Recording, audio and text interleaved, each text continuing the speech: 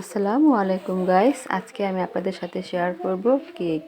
তো আমি কিভাবে কেক তৈরি করি সেটাই আজকে শেয়ার করব। তো এখানে আমি 1.5 কাপের মতো ময়দা নিয়েছি। তো এখানে আমি তারপরে নিচ্ছি কর্নফ্লাওয়ার, 1.5 চামচের মতো আমি কর্নফ্লাওয়ার দিয়েছি। আর 1 কাপ ময়দা নিলে তাহলে আমি 1 চামচ দিতাম। তারপরে বেকিং সোডা, তারপর হচ্ছে বেকিং পাউডার, এই তিনটাই আমি 1.5 চামচ করে দিয়েছি। তারপর সামান্য একটু আমি লবণ দিয়েছি। তারপর চালনির সাহায্যে আমি চেলে নিচ্ছি। তো আমি এভাবে 2 বার করে চেলে নিলাম। তো চেলে নেওয়া হয়ে গেলে এখন আমি একটি সাইডে রেখে দেব। তারপর অন্য একটি পাত্রে আমি ডিম দিয়ে দেব। তো আমি এখানে 5টি ডিম নিয়েছি। তারপরে দিয়ে দিলাম চিনি, পরিমাণ মতো চিনি দিয়ে দিলাম।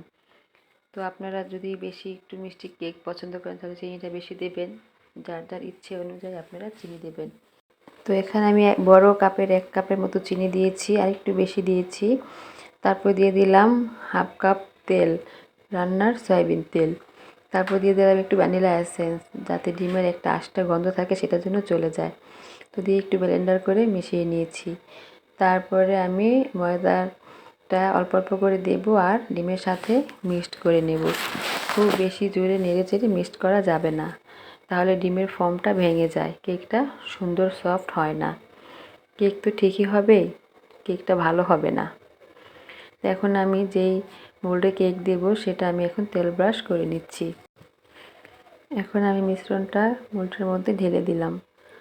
ঢেলে দিয়ে আমি অর্ধেক পরিমাণে দিয়েছি, অর্ধেকের একটু কম দিয়েছি। এখন আমি ভাপে হতে দিয়েছি। তো ঢাকনা তুলে দেখি আমার কেকটা অনেক সুন্দর ফুলে গেছে। আপনারা দেখতে পাচ্ছেন কতটা সুন্দর হয়েছে। তো এখন কেকটাকে আমি নামিয়ে নেব। আমি চেক করে দেখেছি কেকটা সুন্দর পারফেক্ট হয়ে গেছে। তো এখন আমি নামিয়ে নিয়েছি। তো ঠান্ডা হয়ে গেলে এখন আমি ছুরির সাহায্যে কেকটাকে একটু ছাড়িয়ে নেব। তো এভাবেই আমি খুব সহজে বাসায় গ্যাসের মধ্যে কেক তৈরি করে নেই। আমার কেকটা অনেকটাই নরম হয়েছে। আপনারা দেখতে পাচ্ছেন কতটা সফট, কতটা নরম হয়েছে।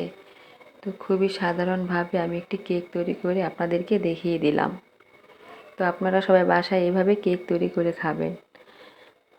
আর আমার ভিডিও দেখে যদি আপনাদের ভালো লেগে থাকে তাহলে একটি লাইক দিবেন, সাবস্ক্রাইব করে সবাই আমার পাশে থাকবেন। আমার ভিডিওটাকে বেশি বেশি করে শেয়ার করে দেবেন, অন্যকে দেখার সুযোগ করে দেবেন। তো আমার কেক কেটে আপনাদের দেখালাম কতটা সুন্দর হয়েছে। তো সবাই ভালো থাকবেন। আল্লাহ হাফেজ।